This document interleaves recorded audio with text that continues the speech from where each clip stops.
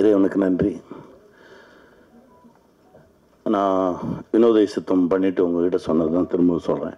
காலம், நம்ம எதுக்கு வேணாலும் ஆசைப்படலாம்.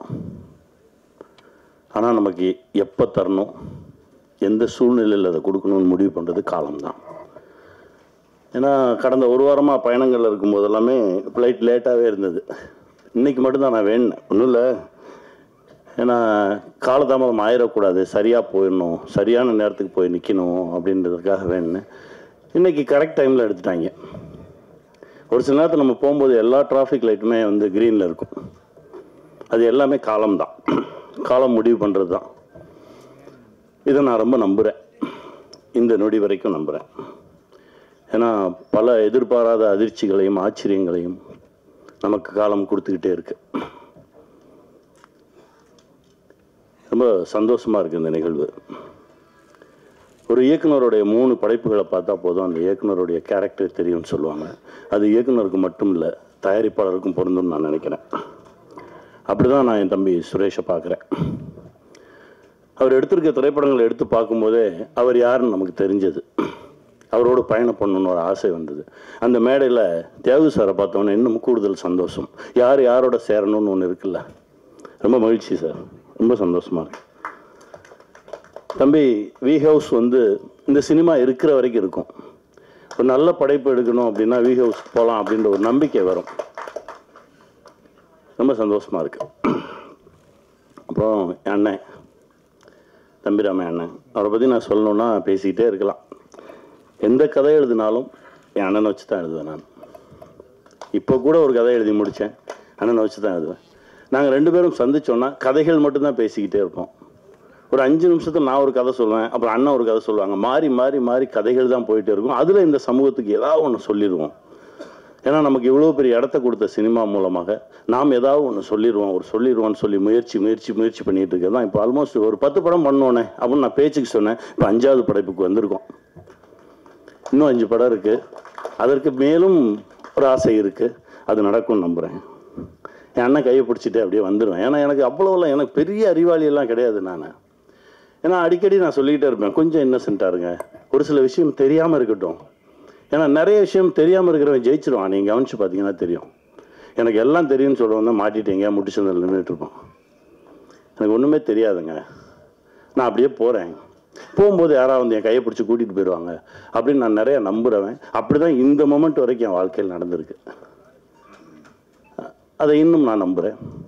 அதுவும் என் அண்ணன் கையை பிடிச்சிட்டு நான் போகும்போது ரொம்ப தைரியமாக போவேன். இந்த உலகத்தில் நான் எந்த டாபிக் பேசினாலும் என் அண்ணங்கிட்ட பேசலாம். நீங்கள் அரசியலா பேசலாம், சினிமாவா பேசலாம், இலக்கியமாக பேசலாம், எது பேசினாலும் அண்ணன் அதுலேருந்து தனியாக மொத்தமாக. இப்போ நடிகராக இருக்காரா, அது அப்படியே தள்ளி வச்சுட்டு இலக்கியவாதி ஆவார், ஒரு அரசியல்வாதி ஆவார். எல்லாமே புள்ளி விவரத்தோடு இருக்கும். அப்படி ஒரு அண்ணன், ஒரு லைப்ரரி மாதிரி தான் என் அண்ணனை நான் பார்ப்பேன். என் தகப்பனாக பார்த்துருக்கேன், என் அண்ணனாக பார்த்துருக்கேன், ஒரு குருவாக பார்த்துருக்கேன். நான் எப்படி பார்த்தாலும் எனக்கு அப்படி தெரிவார். அதுதான் என் அண்ணன். ரொம்ப சந்தோஷம். இந்த காலகட்டத்தில் உங்களோட பயணப்படுறது ரொம்ப மகிழ்ச்சியாக இருக்குங்க. என் பிள்ளை அதாவது இவரோட ஒரு படம் நான் நடித்தேன். ஆட்டோ இருக்குல்ல, ஆட்டோ போயிட்டு இருக்கும்போது இந்த வாசல் வழியாக கிளம்பி அந்த வாசல் வழியாக வரணும். வந்தார்.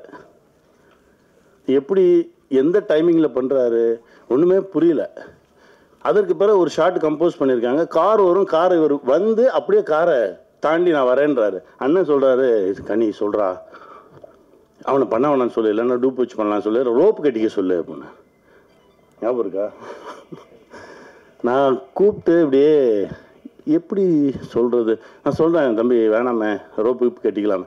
இல்லை நான் வந்துடுவேன்.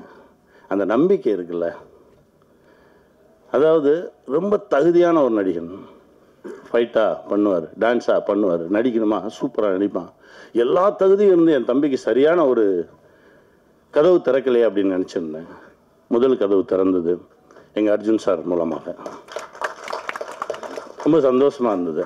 ஐஷு வந்தாங்க. 2வது கதவு இது, இயக்குனராக அடியெடுத்து வச்சுருக்கான்.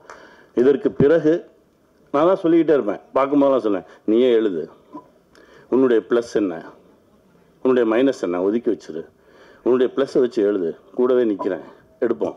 நம்முடைய எல்லா தகுதிகளையும் வச்சு சரியான ஒரு படைப்பை கொடுப்போம். அடுத்த படைப்பு அதுவாக இருக்கணும்னு நான் ஆசைப்பட்றேன். செய்வோம். ஏன்னா அவருடைய உழைப்புக்கும் ஒழுக்கத்துக்கும் இன்னும் பெரிய பெரிய தளங்களில் என் தம்பி வந்து நிற்பான். கூடவே நானும் நிற்பேன். வாழ்த்துக்கள்றா தம்பி. ராஜா கிளி எங்கள் அண்ணன் பல முறை பேசும்போது பல கதைகள் சொல்லியிருக்கான்னு சொல்லல. அந்த மாதிரி இது ஒரு கதை, நிறைய நிஜங்கள் பேசக்கூடிய ஒரு கதை. நான் சொல்கிற மாதிரி தான் ஒரு காலம் மனிதனை எங்கெல்லாம் கொண்டு போய் நிறுத்துது. நீங்கள் எவ்வளவு நல்லவங்களா வேணாலும் இருங்க, ஆனால் இந்த உலகத்திலிருந்து தப்பிச்சு போயிடவே முடியாது.